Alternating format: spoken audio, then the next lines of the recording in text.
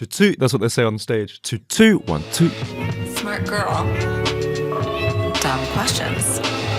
Can we all be musicians? I'm Nayeema Raza. This is Smart Girl Dumb Questions. And today my guest is Jacob Collier. He's the 7-time Grammy award-winning singer and songwriter who has been dubbed the Mozart of Gen Z. But you're not actually Gen Z. And I'm not actually Mozart. The whole thing's completely wrong. It's not totally wrong, though. Well, I'm technically a millennial, I suppose. I think I'm sort of slightly on the cusp of those two eras, but yeah, I didn't really pay much attention to that as a kid. Have you literally won a Grammy for each of your first 5 albums? That is the case. And now you have a 6th album. Yes, I do. It might be my favorite, Light for Really? Days. Oh, Yes. that's really nice to hear. Thank you very much. And we're going to talk about that in the Okay. creative process. But Okay, before great. we do this, I just want you to play a little bit of music. Oh, sure. Whatever you're inclined to play. Okay. Whatever you think will set the stage.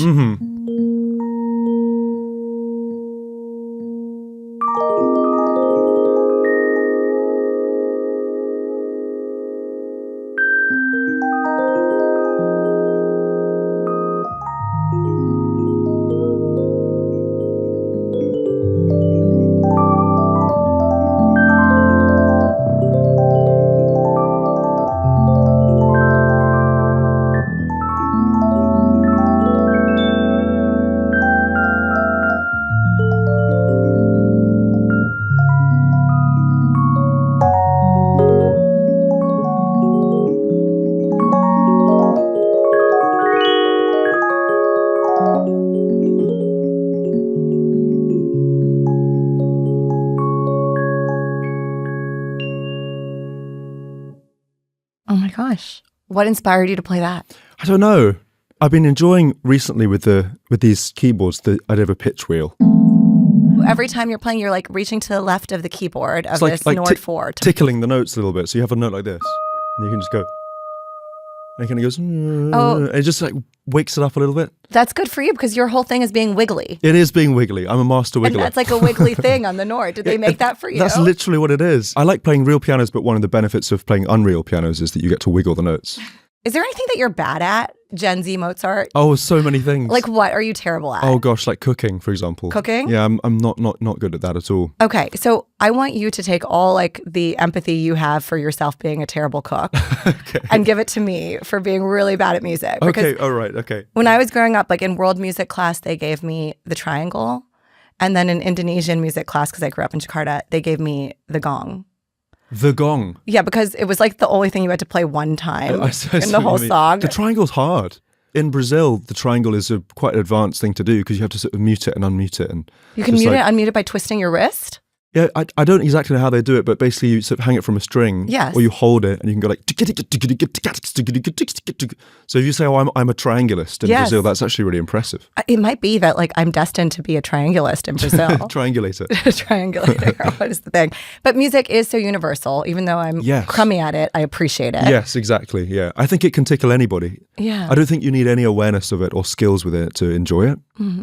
And I think the first step as a musician or as a human who's interested in music is to love it, is to enjoy it. And that's something you need no qualifications for at all. Can we do a thing where you just play a few bars of music, or if you are inclined, grab your guitar? But Yeah. like, if I'm going to name the 6 dominant human emotions, and can you play those? Oh yeah, sure, let's do it. Okay, happiness. Happiness.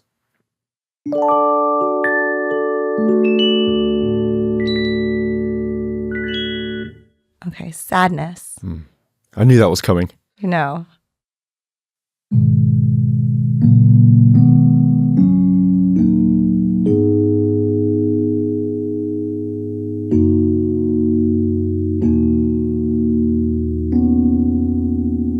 You didn't wiggle the sadness. No, I didn't. Sadness doesn't wiggle. No. It usually doesn't.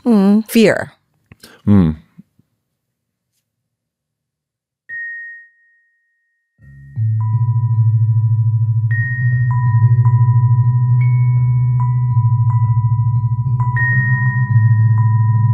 See, that's like quivering without you doing the thing. There are ways of wiggling without literally wiggling the pitch, but yeah. Okay, surprise. Surprise. I mean, the absolute classic for surprise is this one. Oh, yeah. You know? That flourish. Yes, that flourish. That one's an absolute classic. That's called the whole tone scale. That's like the chime on the iPhone. It is, yeah. And it was like the fairy appears. Wow. The fairy, Tinkerbell. We have two more. Anger and then disgust. Anger and then, spoiler alert, disgust.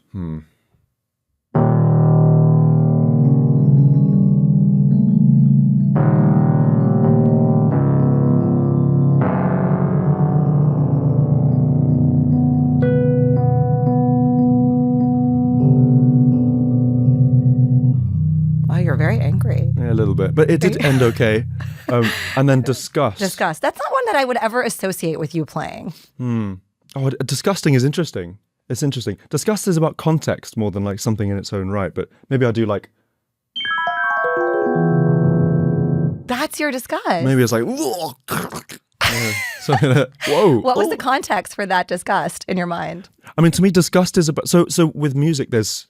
A lot of the challenge is balancing kind of like consonance with dissonance. So the idea of like, this feels sort of clear and open, and then this feels like sort of crunchy and like unknown. So something disgusting feels like somewhat surprising, I would say, but also somewhat dissonant and kind of just like a mouthful or something like, oh, you know what I mean? So something that's like very full. I think my instinct was to sort of fill the whole keyboard, because it's kind of like, you know, like your whole palette is sort of like engaged when you're disgusted. But then you've got these like spiky shapes.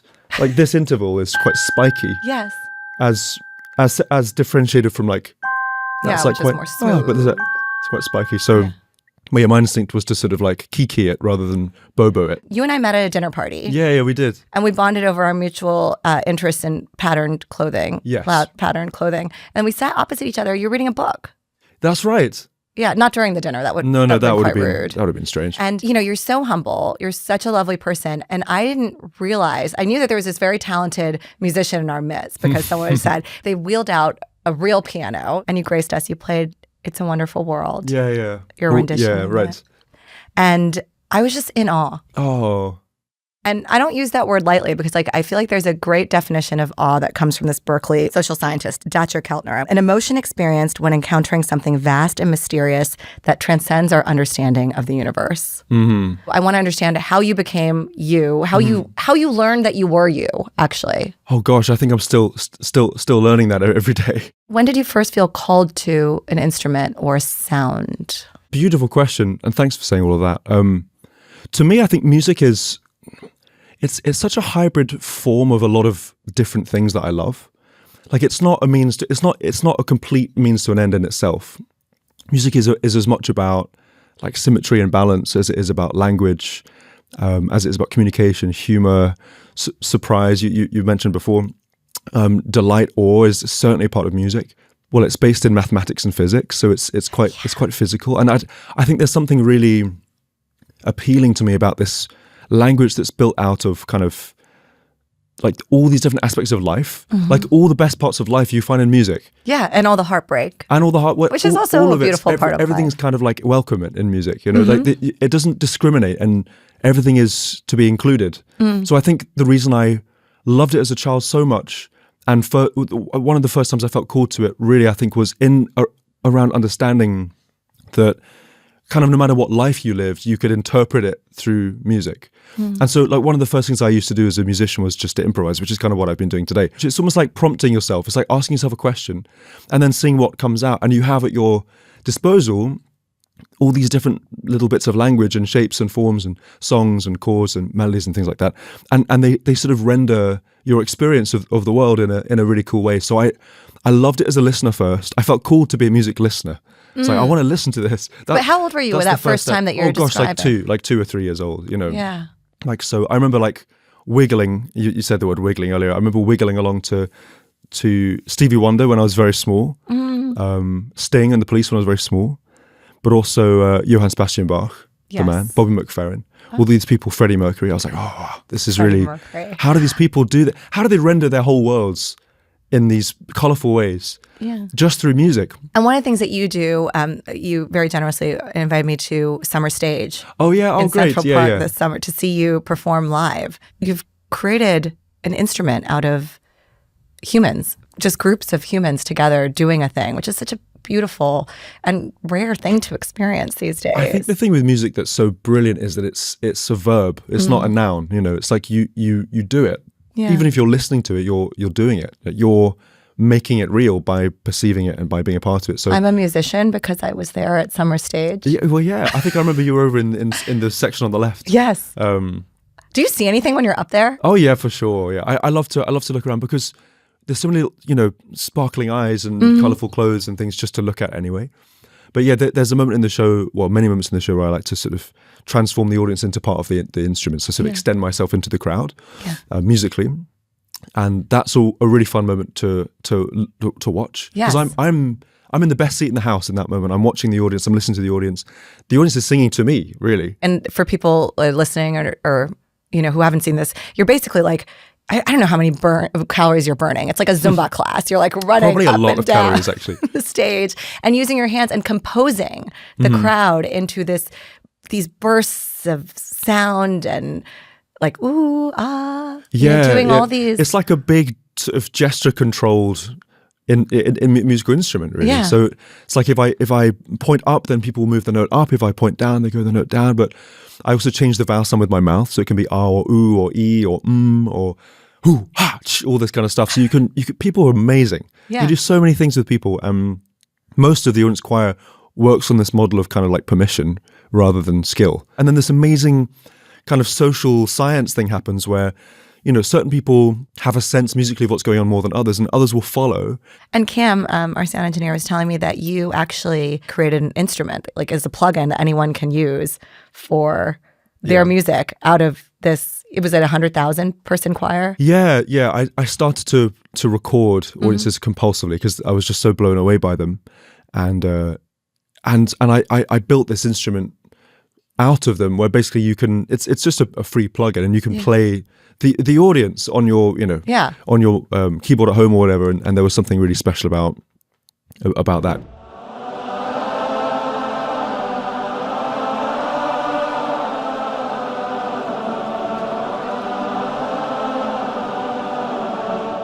Just like capturing the spirit of this colossal instrument. It's a really cute little UI. It's kind of like you play a chord and all the cities that are singing at that moment in the sample kind of light up, and you see the people.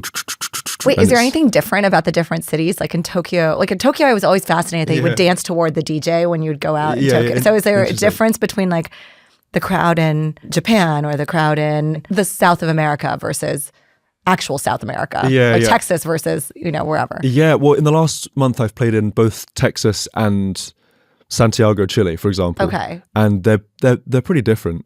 Texans are not like Chileans. No, they're not really. South America is so special. I don't know if you've spent much time down there. No, because I've spent time out down there, but now that I'm going to be a triangulist in Rio or Sao Paulo, you have to get you have to get your triangulation game. Yes, but I've spent a bit of time. But it's so musical. Like the life of Latin America is so musical. It's so musical. There's so much sort of love and passion and gratitude there. Yeah. It's a special thing culturally to observe. I mean, I think to me that the main axes when it comes to like audience, the sound of an audience is, you've got the axis of loud to quiet. So some people just give more than others. Then you've got the axis of kind of like attention to lack of attention. So for example, playing a show in Vegas, everyone's just sort of so unfocused and has no connection to the side. But if you play a show in somewhere like Rio de Janeiro, everyone's locked in, Yeah. So you can have like a really quiet, attentive audience, or you can have a really loud, inattentive audience, or anything in between. Yeah. And my job is to say, okay, how do I sort of surf this wave in an interesting way? Yeah. It's really rare and it's very holy, I think, to have an experience in the year 2025 of our Lord to not have people have their phones out during a concert. Yeah. And you were doing a thing which is so kind of, I don't know, social media ready, like people would want to post about it, but people are so present. It's funny, I've never told people not to have phones out, but I think they just have a feeling that they'd rather be there. No, they're working. They're like, I'm here to work. I'm part of the band. What can't you see? Yeah. I'm at work. I'm ready to kind of step in. And I really appreciate it to see real people's faces and not the phones. Yeah. So many times when I go to a concert, I'm just watching through someone else's phone. It's a weird thing, isn't it? Yeah. Yeah. It kind of hijacks your attention from the stage as well. Yeah, you feel it. when people Yeah, I mean, but the main currency, when I go on stage, everything I have to work with is already there. It's just the people who are there. My job is to build a relationship and a connection and just provide an experience for those people. The more barriers there are to those people, for me to access people, the harder it is for me to do my job in a sense. But I'm also not like a purist in any way in terms of phones. I know that they are of huge benefit and they're extraordinary things. Yeah, but that's because you're fake Gen Z. I'm fake Gen Z. Yeah, you're fake ass Gen Z. Your mother, Susie, was also Susie a musician. Collier. Yes. Susie Collier. Yeah. Violinist. Yeah. And a professor at the Royal Academy of Music. Conductor, in fact. Conductor. Yeah. So my earliest memories as a human involved watching her conduct orchestras. I never thought I'd be a conductor. Sort of thought it sounded kind of stuffy to me, but watching her do it was extraordinary because it was an exercise in, like, I think a lot of the musical things that were happening weren't actually musical things. They were human things. She has this ability to give permission, make light of things, make people smile and laugh, and she has quite sort of ticklish methods. Really unconventional conductor, you know. First of all, she's a woman, which is just already outstanding in comparison to so many of the sort of like honchos who stand up and try to order people around. She's so supple, she's so wiggly, she's so inclusive. She meets people where they are, and then will kind of modulate those people to do extraordinary things that people had no idea they were capable of doing. And so she totally kind of roasts all the other teachers who are disciplinarians and trying to impose themselves, and she's just like, okay, like what if we all take off our shoes, or what if we all play with our eyes closed, or whatever it happens to be. And people would just sort of get used to this idea that it's going to be unconventional, and that's kind of what music is for. Like, it's not meant to be follow the rules, go down the hard line. It's meant to be everyone's invited, let's all play and look at the deftness that's capable when you focus and when you know. So I think I grew up, as people do, and into the world, and recognized, I think, how deep some of those principles had got for me as a composer, arranger, performer, person. But I never really figured. I never thought, I'm going to conduct orchestras, or whatever. But then I accidentally started doing it with audiences, and it just kind of makes total sense. And now the way you do it makes sense too. Yeah. Did you feel like it was still a choice for you to go into because when you sometimes when you grow into a house of a thing, it's like osmosis. I think the biggest blessing for me growing up was that I didn't need to be a musician to be kind of valued in the family. I needed to be Jacob. I did need to be Jacob, but my task was that, and so there was always the opportunity to play and to listen, but I was never like told to practice or anything like that. And a lot of my friends who are also brilliant musicians were told to practice, and then they lost the spark, as many do, because it's like such a difficult thing to see the love through. It's like if it becomes about the regiment and the rules, then you sort of lose the steam for like the original reason why you started, which is just this is so fun. Let's just see what happens. I want to talk about so many of these things, including your relationship with your mom, and kind of just get lessons from you on how that relationship works so well, because you continue to live with your mom, right?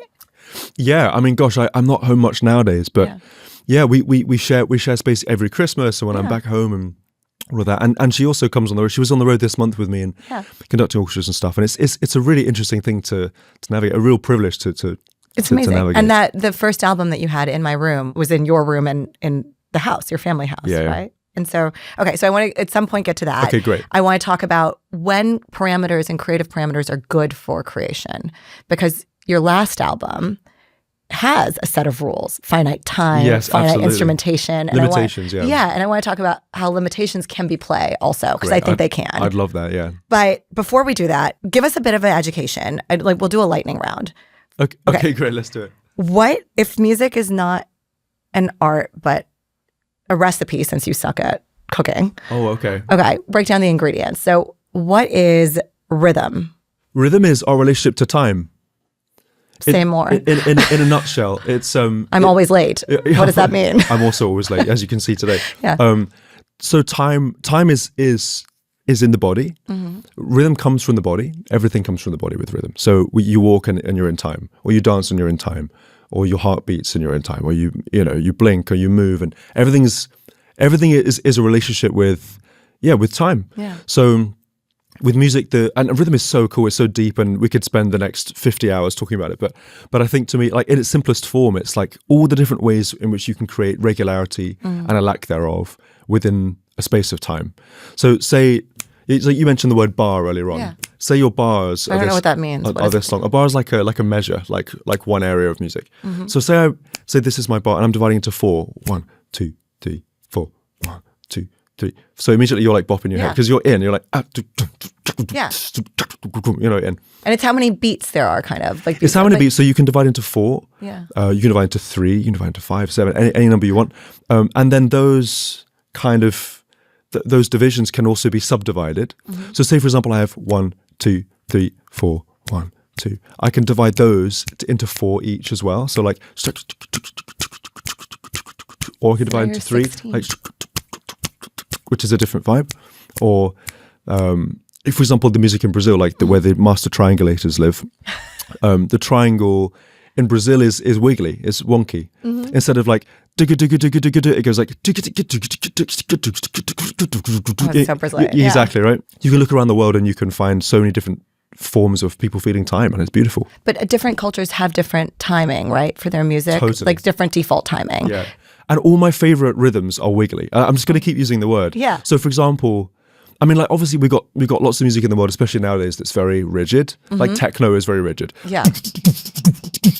It's just like lots of straight lines. It's like you've planted a forest of trees and all the trees are in a straight line. But then you have music like samba, for example, which instead of being like it's like it's actually it's sexy and beautiful. Yeah. But yeah, samba is one I love. Like Moroccan music or Ganawa music is very similar. It has a wonk to it. Hip hop is very much like there's people like J Dilla, the late great D'Angelo, for example, pioneered. It's not. It's sloppy. It's like, whoa, what's going on? It's wiggly. I love it. It feels like being a human being. It's like being a slinky. It's like being a slinky. It's a great metaphor. So that's rhythm and time, melody and line. Ooh, what a combination. Melody comes from speech. In African countries, some African languages, it's quite. Some languages are quite triadic. Do do do do do do do do do do do do do do do do do do. It's like a 3-tone language, and a triad is like one of the most basic forms of sort of sound. It's like a 3-note chord. So a lot of the rhythm and melody in Africa comes from that form. In European languages, the way that we emphasize a word is to say it more loudly. Oh, yeah. And also to put the pitch up. Or emphasis in a different space. So in certain African languages, for example, emphasis is not placed on a word through dynamics and through intonation. So if I go da da da da, that means I'm emphasizing. But in African languages, some African languages, emphasis is placed more to do with time. So the greatest emphasis of a word is actually is when the most amount of space comes before it. So it's kind of like if you go da da da da da da da da da da da. That's how certain languages in Africa provide emphasis. And so musically, you can study this and look at it and deconstruct it. And there's such a like the whole structure of melodies and everything is different. So it comes directly from speech. And Indian is the same, Chinese is the same. It's amazing. That was one of my questions. I want to get to harmony in a second, but that was the question I was going to ask you when you were doing the samba. What is the word for that space before the thing? Because in your last album, I love the song Heaven, Butterflies. Oh, thank you. And one of the reasons I love it is that there is this kind of space that you keep creating where there's just like a twinkle of music, and I'm like waiting for it to come back. I can't wait for it to come back. Yeah. And so what is that? Is there a word for that? I don't know. I mean, I think space is a good word for it. I think that it's a feeling. That anticipation. It's anticipation. And the thing with like samba is it happens on a micro scale. It's like every single beat you're like, oh, anticipation, which is really, really great. That's why the Brazilians are so sexy. Oh, absolutely. Well, they're constantly wiggling at all times. But yeah, there's, I think with melodies, like with that song, for example, Heaven, Butterflies, there's like the sense that you do something and then you leave a space, and you do something, you leave a space. And often in that song, the melody comes in the words come in the space. So the guitar, I can play it actually. Yeah. Do we need to mic up something? So in Heaven, it's like, and then it just like the heart beats.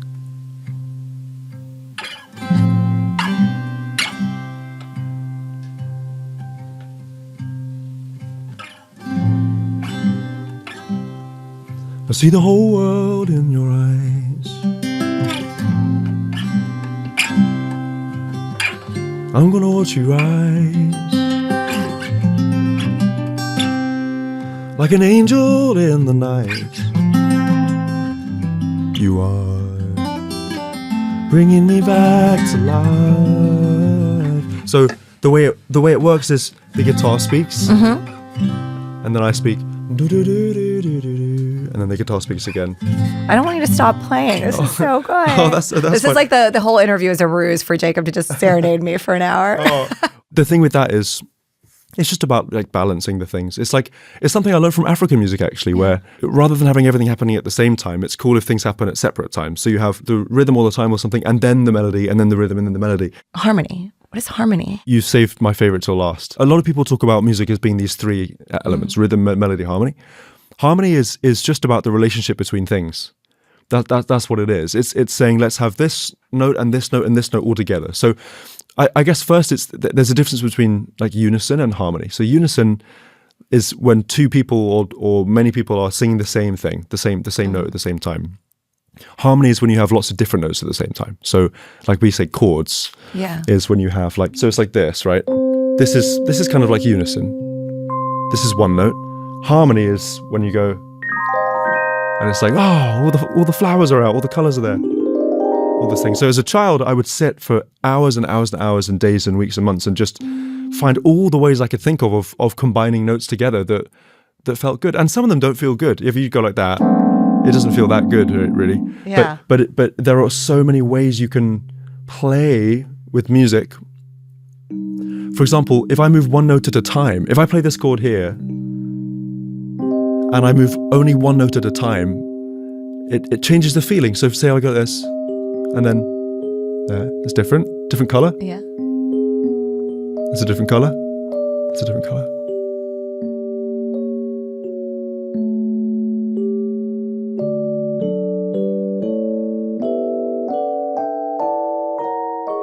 It's like it's endless for me, endless. And the thing with harmony is you can kind of make any note work with any other note. Like there's no real rules and regulations for chords and harmony. They're all compatible, except for the one you played together when you just put your palm down on the thing. Yeah. It's mostly about your attitude. Oh, okay. which is why I like harmony so much. It's like because you can kind of use the same attitude in the world. It's like something can feel dissonant. So yeah, you might say this. Like how would you define this as a sound? I think it's like an emotion or a color, or what do you want me to? It's spiky. It's spiky. It's absolutely. spiky, and it's got a little quiver to it. Perfect. That's perfect. It doesn't feel that great, does it? No. Like in its own right, it's a bit like. It feels like spinal to me. It's better for me to say really how good I feel things in my body. That's a really good description. Okay. Spinal. Yeah. Well, so the reality is, this by itself, it doesn't mean much, but as a harmonist, I get to create context for this in so many different ways. So if I did this, for example, suddenly it's like, oh, I understand the context of it, you know what I mean? Or if I did, like, say I did that, it's like I understand like where it's grounded, Yes. or and it becomes much less spiky. it becomes less also. spiky, or I can decide how spiky I want it to be.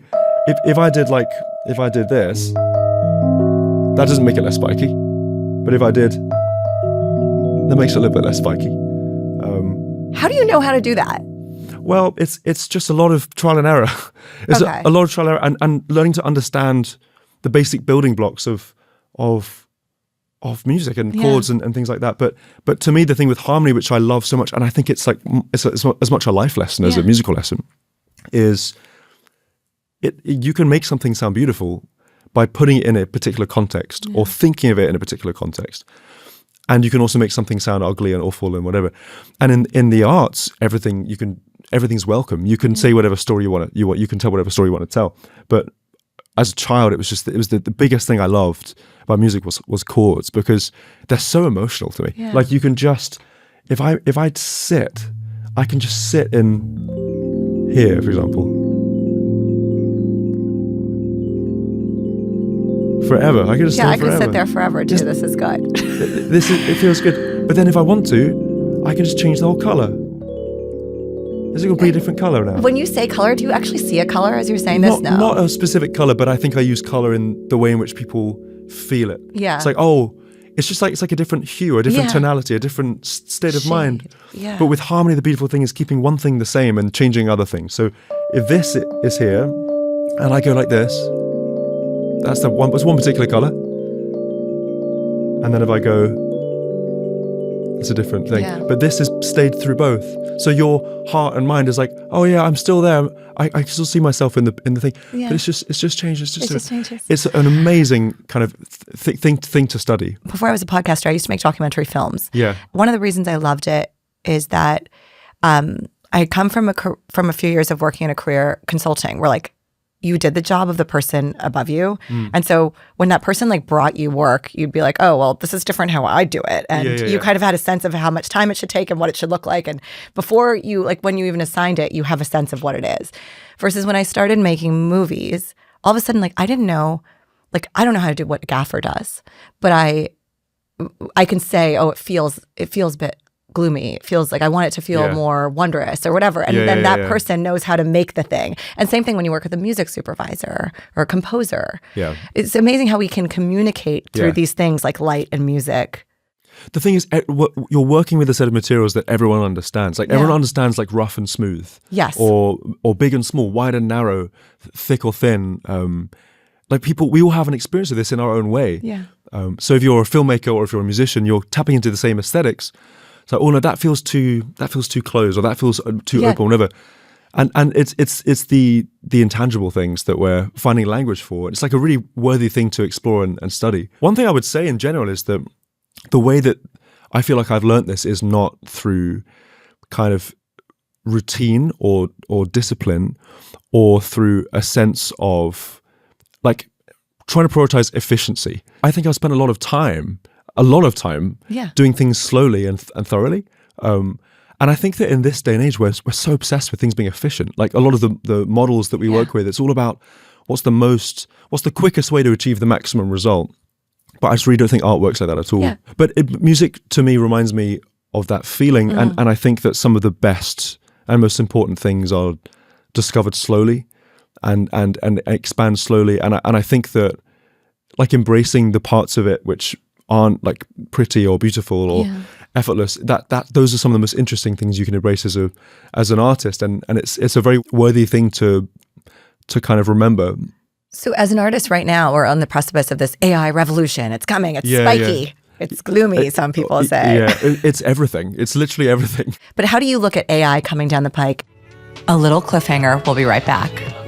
Guys, today's sponsor Dumb Question is from me. I'm going to take the next minute to tell you a little bit about Smart Girl Dumb Questions and to ask you for your help in continuing to make independent, fact-based, and curious journalism. No, I'm not going to ask you for money. Here's what I need. I would love you to tell 10 of your friends about the show, or 100. I don't know, blast that reunion group that you muted, and definitely tell your mom, and tell your mom to tell her friends too.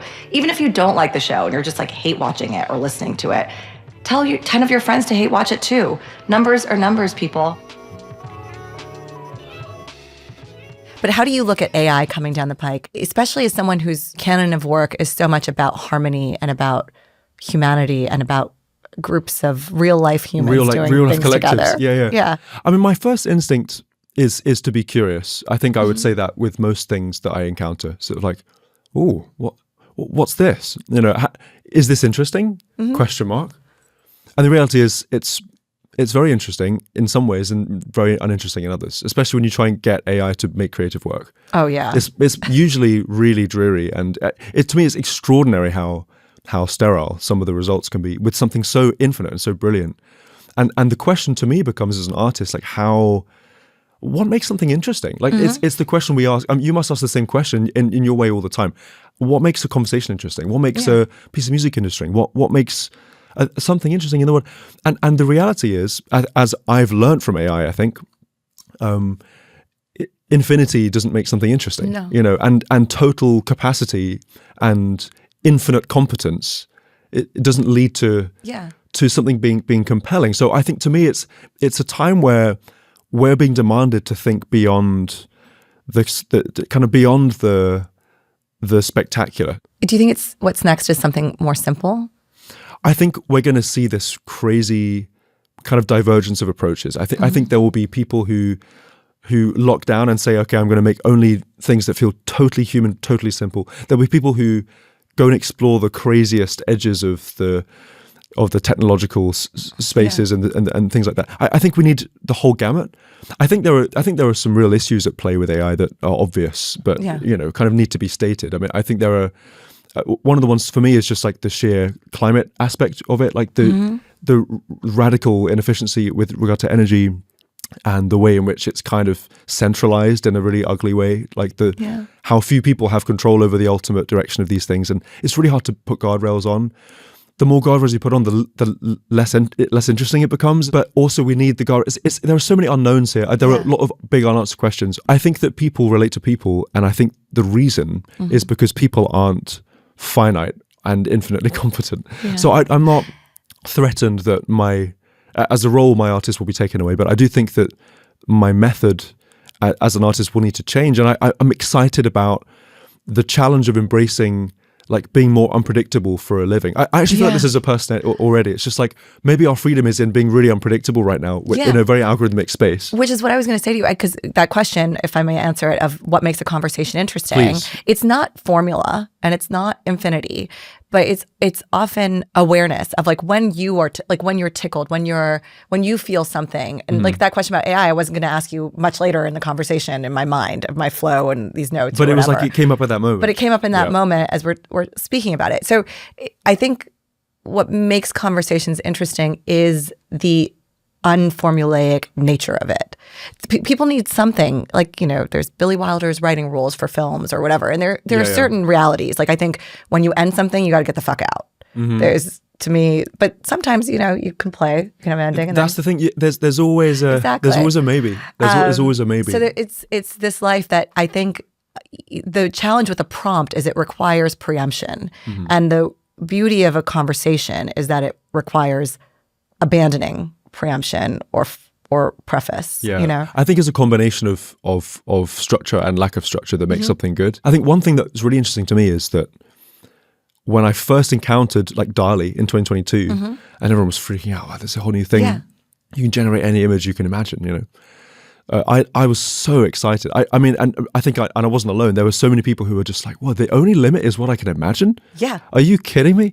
Like, that's so thrilling. But it's like the better it's got at following orders, the less interesting it's become. And so to me, it's really bust this myth about like high resolution things are actually clearer, because it's not clearer. It's clearer if it has less. Like there's a threshold. There's a threshold where if something has absolutely no skill whatsoever, it's just a lump of mush and it means nothing.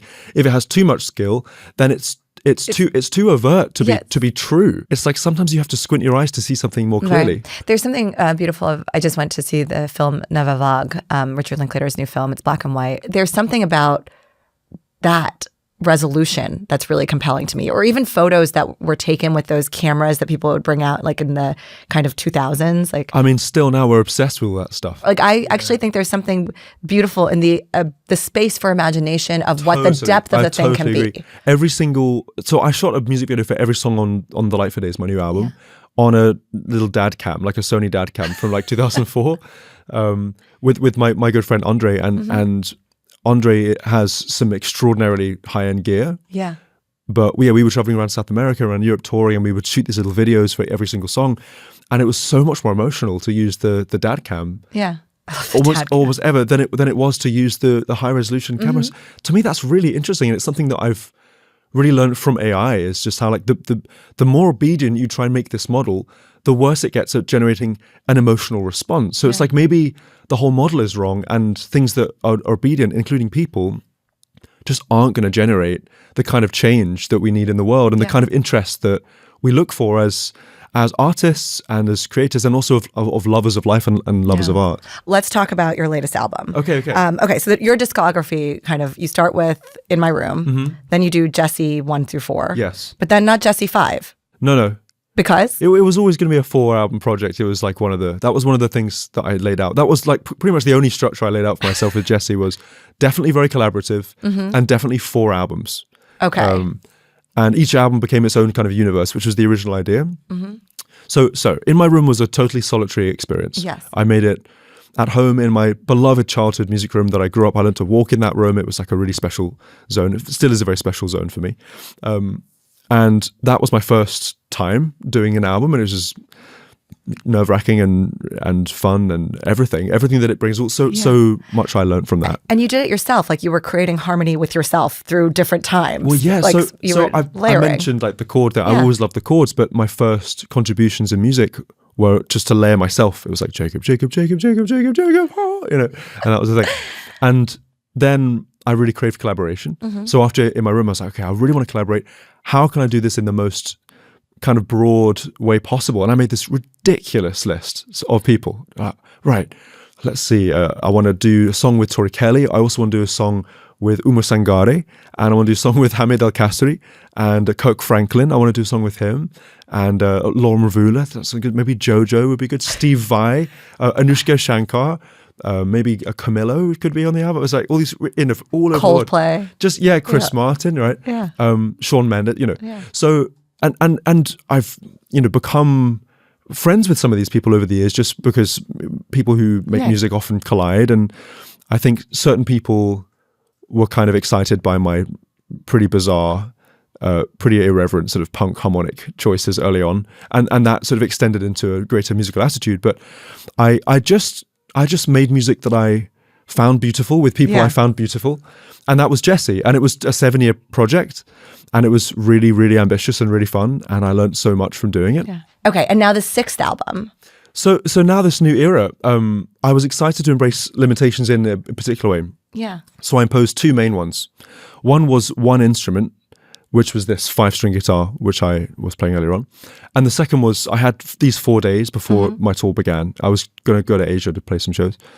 And I had these 4 days, and I thought, well, maybe I should just make a record in these 4 days. And so I ended up doing it. So it was a combination of very, very small time frame and kind of limited palette. And I think the reality is you can get infinity out of infinity. You can do that. You can say everything's possible and then go and make everything possible.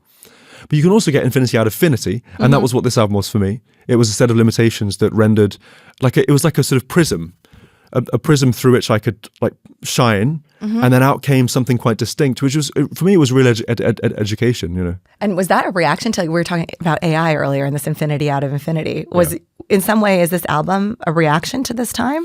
I wouldn't say so. I mean, well, I would say so in some ways. I don't think I was trying to prove anything beyond just, it'd be really nice to just make something right now. What can I make? Oh, maybe I'll try this as a thing out. I do think that, I mean, the title of the album, The Light for Days, came kind of from for 3 reasons. One is there's a lyric in one of the songs on the album, or a song called Icarus, which is a song by a group called The Staves, which I love so much. And there's this beautiful line where it's like, I have not seen the light for days. And it's just this beautiful line. And so I wanted to kind of put a vignette around that, which is really nice. Secondly, 4 days just felt like very ticklish to me. And then thirdly, I just think the idea of light is beautiful. And a lot of the songs are about light, finding light, losing light. And I think we need light in our days. And it was something that felt warm and kind of soft and supple and very wiggly, very bendy, very unrigid. And it was recorded very much live as well, which is a new approach. I've spent a lot of my career recording many different instruments one by one on top of each other. So it's like drums and then bass and then guitar and then vocals, and it's like each one is an individually placed ingredient, and then you build it's like building a big mosaic. Right. Whereas this album was built around live performances that I did, as in like full takes. Yes. So I would do a guitar and vocal take and then decorate a little bit around the edges, and that became, it's a really different way of working for me. And the time get in your way? Like, are you somebody who has kind of like a Mad Max, like wanting to perfect every minute and stays in the thing forever? Or are you somebody who's just like, one of the reasons I love live is like, I don't have to listen again. It just exists, and it exists in the world, and I can go. But did you feel like a tension of not being able to do more after? I did. I would say I did. I'm definitely like very detail oriented in my process. So I love getting it just right. Though I think that part of the magic is knowing what to leave and knowing what to tweak, because you can tweak everything, and I've definitely over tweaked in the past, and I've under tweaked in the past. So it's that mixture of tweakage and lack thereof. And the 4 days thing just demanded that I didn't over tweak, and therefore it's quite scrappy, which I kind of really like. Is wiggle and tweak related? Like, does more tweaking get you more wiggle, or does less tweaking get you more I think tweaking removes wiggle. Yeah. But you can also tweak something to be more wiggly. Yeah. So I guess there's sort of like it's like a curve, complementary. Yeah. A U curve or something. One of those U curves. Yeah, whatever it's called. Like if you can tweak something a little bit to get the sort of like unnecessary gestures away, like the mess, the chaff, and then you find the sort of sweet spot. But then if you keep tweaking too much, then you start to lose the life. I think that's what the AI lords did. I think they made a model that was really crude, and then they trained it, or many models, and then they trained them to be slightly better, and then it got really interesting, and then they kept tweaking it, and then it got less interesting. Yeah, everything is like on the edge. And this is a 5-string guitar. True. Dumb question: how many strings do guitars usually have? 6 strings. Okay. Which string did you not like? So actually, it's not a dumb question at all. Is it not? Actually, I grew up playing a 4-string guitar. I never got on too well with a 6-string guitar. Why? I don't know. It just felt like the only way in was to learn all the shapes that everyone else learns, and for some reason I wasn't that inspired to like really get into it. So, but I went to a music shop in London once, and I found this 4-string guitar called a tenor guitar, and it was tuned like this. Like that. That was the tuning. To me, this is really open. Yeah. So it wasn't like overly defined, but it felt like interesting to me in a way that the 6-string didn't. It felt like simple. Yeah. And like I wanted to expand. So I found all this language on the 4-string guitar, but then the more I did it, I was like, it would be so handy to have a 5th string, because then it could be symmetrical, and I can demonstrate that. So these are the 5 strings. Okay. In fact, these are the 5 strings. Just remove 1, 2, 3, 4, 5. How many fingers do you have on your hand? 5. 5, exactly. So first of all, let's just take a moment to acknowledge how logical that is. Yes. And so this string and the top and bottom string are the same. And then the 2 strings in, those are the same as well. And then the middle one is its own thing. Love. So it's actually a mirror. So like for you guitarists who are listening, any shape you play on the bottom half, like that, for example. Yeah. If I flip it upside down, it's kind of the same. So like if I do like, or like you can kind of, you visually, it's a beautiful language because every shape works upside down. Yes. It's just one of these things that excites me. So you're saying you're over the 6-string guitar. You're never into it. I'm completely over it. Yeah. But really what I would fundamentally say is that the 5-string guitar is an augmentation of a 4 rather than a diminution of a 6. Oh, interesting. Yeah. Okay, I love that. Okay, can we talk about instruments really quickly and Please. do like a quick lightning round on that? Let's do it. Okay, so do different instruments give you different feelings in your body? Yeah, the quick answer is yes, I suppose. Yeah. But tell me 3 parts of your body that you feel different instruments.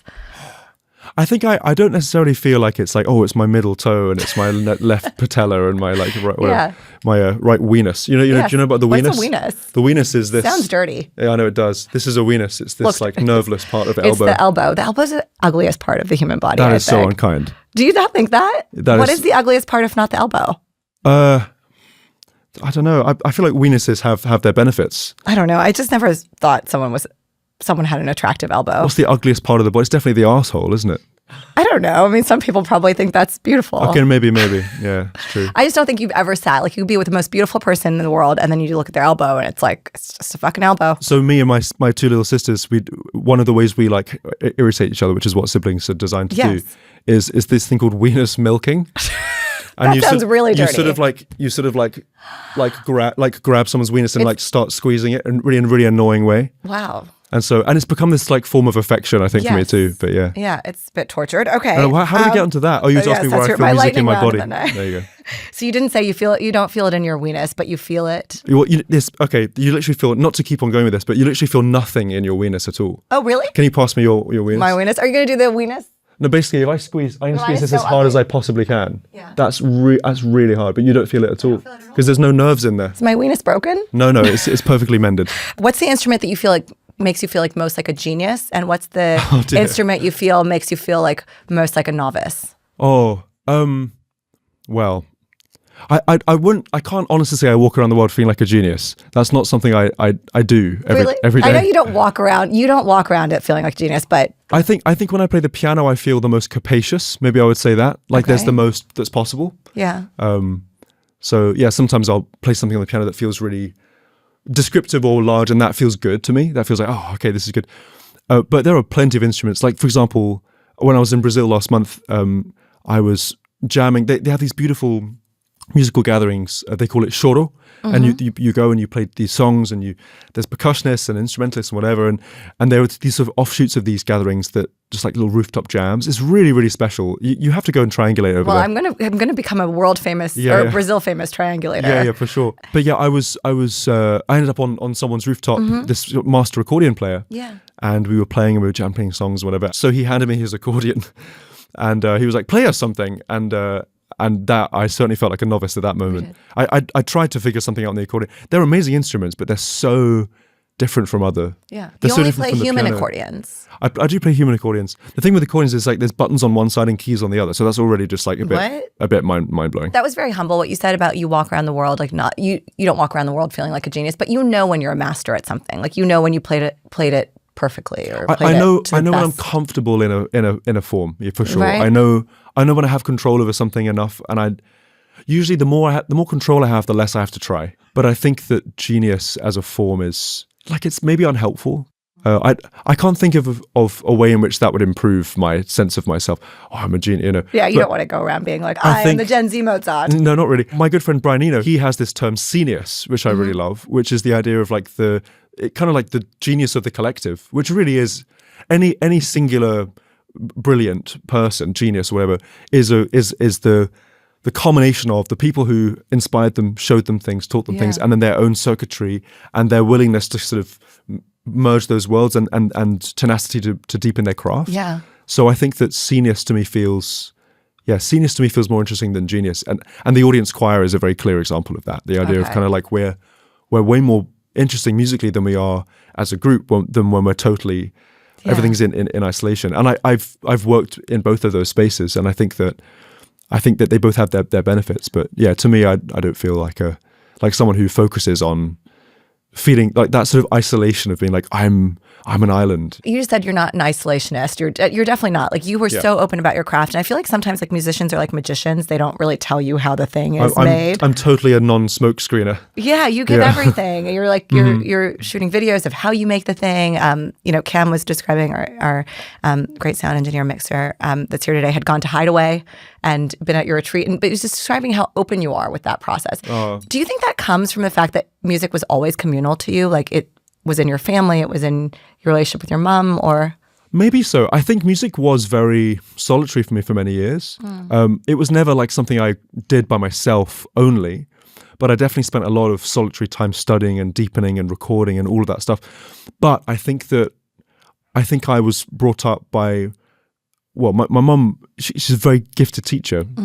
So I would see students come into the house and she'd be explaining things to them, and I understood through watching her explain stuff how the best explanations make really complicated things feel really simple. Yeah. And I just really like the challenge of that. I love the challenge of taking this crazy multi-threaded sort of language and rendering it in a way that's just like this is how it works. And I think it's how my brain works. I think I love understanding something in a way that feels like that there's a sort of like a granulization of ideas. Where it starts with the simple and then it becomes more and more complex, and there's like these layers. I think my brain is happy in that scenario, but also I've just recognized that the more you give away, the more you get back. Yeah, and also there's no reason for me. I don't have the time in my life to activate on all the things I know about and I'm curious about. The more I can give to other people, like please go and do this idea because figure it out. Because I'm only one person, you know. Yeah. So it makes me excited to think that the more I just share about this with other people, it's like great. That means if you could get to explore it, great, you know. It also makes you more masterful at your craft. I'm sure by putting words on it, you're getting better and better at the thing that you do because you have to think about your process all the time. It's another one of these accordions. It's like you can over-explain something to yourself and then it dies. And you can also under-explain something and not fully understand it. So to me, I've always benefited from putting something into words. up to the point where I confuse the words with the thing. Because again, music is a verb, not a noun. And if you start to think too much about it, then it can become this thing that exists in the mind and not in the and not in the body. So it's something to be aware of, I guess. But music for you has never, or I guess it feels like, from knowing you a little bit and knowing your story more, is like, it didn't feel like music is an escape for you. I wouldn't say so. And I think for many musicians it can is. Play the role, but to me it's like, it's more about like it's like I get to find out how I'm feeling by making music. It's like, how am I doing? And you move the microphone a little bit. You play another note, you play another note, whatever. And then you learn. Like, you start to learn how you're feeling. So yeah, I think iterating on your imagination helps. Mm-hmm. I do know the feeling of making something that is like the world I would prefer. Like, I know that feeling. It's like, that's a form of escapism. Like, I'm gonna make a world that feels like this, and that's the thing. But I don't feel like I'm running away from how I'm really feeling. Yeah. I feel like I'm running towards how I'm really feeling. But sometimes you could say, like, it's the same thing I was saying before. It's like, sometimes you need to not necessarily escape, but you need to sort of like trapdoor out of reality in order to process and actually come closer to how you're feeling and understand how you're feeling, and let it ripen and let it shine in order to return with more equipment for your life. And so I think escapism is underrated, you could say, as a form of processing. Do you ever just like do bed rot? What's bed rot? Or maybe that's answered the question.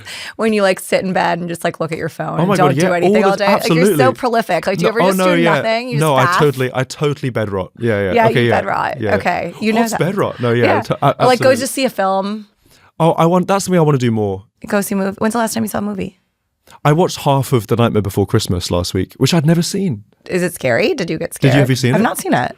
I enjoyed it. It wasn't like terrifyingly scary, but it was delightfully odd. I'm gonna watch half of it, and then the next time we hang, we can conclude it. You watch the second half, and I'll watch the first half, and then between us, we will have watched the film. Okay, I want to do a very quick thing where I asked. This is going to be called like Smart Guy, Smart Questions, which is not a sexist trip on my show, but I asked a bunch of musicians to send me questions. Okay, great. Okay, and some of them maybe you'll know, some of them you don't. Oh, exciting. Okay, do you know Ali Sethi, who did the song Pasuri? He sent you this. Hi, Jacob. I'm so impressed with your virtuosity, the way you play so many different instruments and play around with so many different styles and sounds and bring them all together. My question to you is there a work or a piece or an instrument of non-Western music that you have encountered recently and that has intrigued and inspired you or made you think about music in a different way? Well, that's a great question. Oh gosh, so many. I mean, the one that came to my mind straight away is an instrument called the automaton, which is a Japanese kind of toy instrument. Those things are really, really silly, but it's like a little face. What? Like a Tamagotchi machine? Yeah, kind of like a little rubbery face, and it has like a really tall kind of.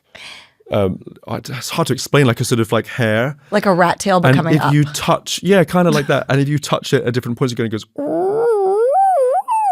like this, which is bizarre, but so fun to try and like make it sound good, make sense out of it. So that's one that comes to mind recently. I love that. But I mean, just working with Anushka Shankar with the sitar. Yes, with the sitar, was insane. right? It was an insane experience for me. Yeah, I would like you and Ali to collaborate. He's one of the best Pakistani musicians of the time. I would be so down. That sounds wonderful. And just fantastic. Ghazal, like all the history of Pakistani music. Great. Okay, and then here's one from Jonathan, who's half of the band Arkai, which is an electroacoustic band. Oh, perfect. They play violin and cello together. Oh, cool. Hey, Jacob. I'm so blown away by your creativity and how you personify joy through your music. There seems to be an ease with who you are and everything that you bring to the stage that almost defies reality. And so I'm just curious, like, what do you struggle with? What do you struggle with besides cooking? I already mentioned the cooking thing. Yes. Oh, I mean, I feel like I struggle with infinity, which is a weird thing to say, but I think I need ways of rendering the infinity into finity, and if I don't have those, then my mind starts to feel like a weird place to be, like a strange, unsafe place to be. And also just balance. I think like any artist would tell you, it's like a weird thing to travel constantly and to be meeting people and to be giving energy out and all this stuff. And it's like not a trivial thing to lead a balanced life in that way. So I think that, in a sense, like that's those are simple things, but I think that they're the building blocks of who you are as a person. So I think that those are things I think about all the time. That is the balance is such a. It's really it's always elusive, and then when it's there, you can never appreciate it. You just never. It's hard when to it's know. there, like it will change. It will change its form constantly. So yeah, I'm curious to hear you speak about that a little bit if we had more time. But I feel like that's such a elusive thing for all of us to find right now. Okay, Cam, you have a question? Yeah, so I went to Hideaway, and it was one of the best experiences I've ever had. That week was amazing. And I still gig with a ton of people that I met from there, and it's kind of just the gift that keeps on giving. And I was wondering what that experience was like for you, being now, having reflected on it now, being a couple months away from it. Yeah. Oh, And maybe explain what Hideaway is. Yeah, I'll start by doing that. So this summer I did my first ever retreat of sorts. So it was like a 4-day window of time where we went to, well, this year it was Tarrytown in New York, which is a quaint place. And we had about 300 people or so come. And I curated this kind of super group of people who I wanted to have around to help with the process of teaching, explaining, workshopping, exploring, and playing shows. So every day we'd play a little show in the evening, but that followed a whole day of doing a bunch of different types of classes, whether it's something musical or something more imaginatory. I've never experienced anything like it. It was crazy. It makes me emotional to think about Hideaway because it was this combination of all the things I feel like I've kind of been working towards, but without realizing it. Like I think it's easy to feel isolated as an artist anyway, but to realize how much community was there and existed there and was also made there, it gave me a lot of hope in the future and that as a format. And yeah, I learned so much from doing it. It was like a sort of this process of me realizing all the different ways there are of connecting with people these days, and a lot of it does take proximity and time. These aren't things you can just do over a quick message. It's like spending 4 days with a group of people like that. The energy just sort of got like more and more charged, and by the end, it was just this like ecstatic. It's kind of feeling. Funny how quickly people can fall in love in those kinds of settings or like create something. Yeah, I think if the conditions are right, then you can create really lasting relationships really fast. Yeah. And yeah, I just want to do more of them really. It feels like something I really enjoyed a huge amount. Last question from my friend John Keaton, who happens to be in the studio. Jacob, you're known for your collaborations, both with other artists and with your whole audiences. What are one or two or maybe three dream collaborations that you haven't done, but you would be amazing, that you would want to aspirationally? Oh, that's a great question.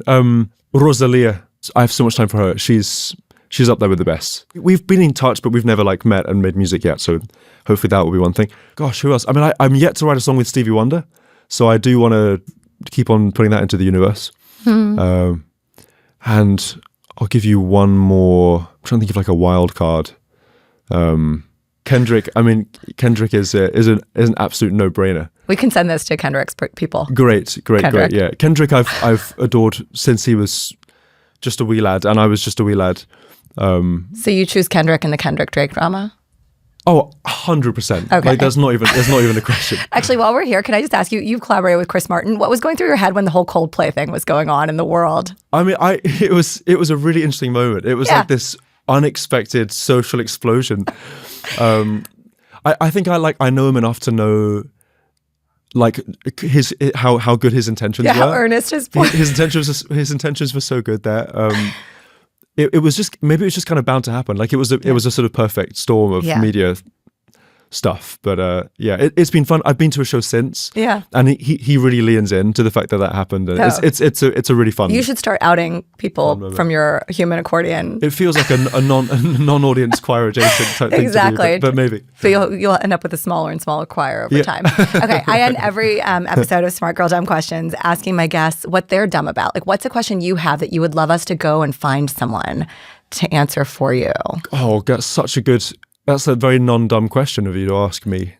I already did the Coldplay question. That was my dumbest question. What's a silly question? I feel like I'm full of... It could be about the weenus. It could be about... Well, I guess the question is like, why... Well, first of all, why is the weenus so underrated? And second of all, why no nerves? Like, why the disrespect? It's... Yeah, and is that like always been the case? Or like did like some... ancestor of ours have nerve endings in their This weenus? is I'm asking the questions. I know. I don't know. Well, I just like to riff ridiculous yeah, answers. yeah, But no, no, it's an interesting commodity. I think, okay. I need answers. Yeah. Okay, one thing actually before you leave, what is like one piece of advice you'd give to everybody who, you have a parent with whom you have a really good relationship, your mom. Yes. And you have a parent with who is absent. Absent. Yeah. Your father. What is like one piece of advice you give to people in thinking about the parental relationships? And not that you're, a genius at it, but like just what have you learned from your own experience, particularly with, I think, so many people who struggle with that? I mean, I think the sooner you recognize that everyone is just a flawed human, the better, me included. Like I don't think you can have good relationships from the perspective of feeling or expecting sort of like perfection. Like it's not the reality. Like my mom is an extraordinary human being, who is capable of, in my mind, like actual real life magic. Yeah. And I'm just like, how is this possible? And also, she's just a human being, and I know her so well, obviously. And there are challenges for any child-parent relationship as you grow and as you figure out where you end and another person begins, and where those lines are and what matters to you. And to me, I think, it's just hard with how much I travel to make that quality time really like to really show up in those moments, because I go home and I'm just exhausted from my general excursions of energy. But I think just recognizing the specialness of somebody, if you're lucky enough to someone in your life who loves you unconditionally, that's the biggest gift. And I think that there's an amazing sense that relationship can just ripen and deepen over time, as long as you really make space for the other person in it. It takes a lot of trial and error and honest communication about like where someone's space ends and the other's begins, and all this sort of thing. But the thing that's cool in the creative space is we're kind of telepathic in some ways. So like she will know if I say, "Oh, it just needs to be more like," she'll be like, "I know what you mean," and then she'll, like those is are she the benefits. the easiest person to have harmony with for you? Depends what kind of harmony, I guess. I think in that way, like I can't think of anyone else who would be able to like read my mind in terms of like interpretation of music. It's a cool thing. Can I tell you a secret? Please. As someone who I was very close to my father, and like you, I feel like a lot of my career and everything is like connected to my father. And he passed away a few years ago. Did he? And I thought this was like going to end, this proximity with my father it didn't, because he was older dad. But I have to say, like, after he's passed, I still feel these moments of like great connection. And I never knew like how much you could connect with someone who isn't there. Yeah. Because of what you said, the quality of the time we created together. Totally. With what you had. Yeah. I think, that's beautiful to hear you say that. I think that the quality of a relationship you have with someone who you're that close with is that's infinity. Eternal. It is. That is actually how I think about infinity. That's a really healthy form of infinity. Yeah. Anyways. All right. So lovely to have you. Thank you so much, Thank you so Jacob. much. What a wiggly little conversation. I loved that whole discussion with Jacob. I could have kept him here for the 50 hours that he said that he could just have talked about melody. And I'm grateful that he made me smarter, not just about music and all the words that I say and don't really know the meanings of before, like bars and notes and melody and harmony and all that stuff, but also made me smarter about human anatomy. Like, what is a weenus? Who knew that it rhymes with the other thing with a P, but much more PG. Anyways, that's it for this episode of Smart Girl Dumb Questions. If you want to follow Jacob further, and you certainly should, you can find him on socials at Jacob Collier. You could check out his new album, Light for Days, which I wonder if he's going to win an 8th Grammy for his 6th album. That would be pretty incredible. That's it for this episode of Smart Girl Dumb Questions. I'm your host, Nayeema Raza. Today's show was produced with Desta Wonderad of Wonder Studios and Cam Schenken, whose voice you heard in the questions there. Special thanks to Healy Cruz. Our theme music is by David Kahn, though it was interesting to hear how Jacob heard Smart Girl Dumb Questions too. It was edited by Darlena Chem, and our mixing is by Johnny Simon. See you next week on Smart Girl Dumb Questions. By the way, if you like the show, please review it, please leave a comment, and please definitely share it with your friends. And if you're watching or listening and you haven't hit follow or subscribe, I'm offended. Please hit follow or subscribe and tell your friends about it. Bye.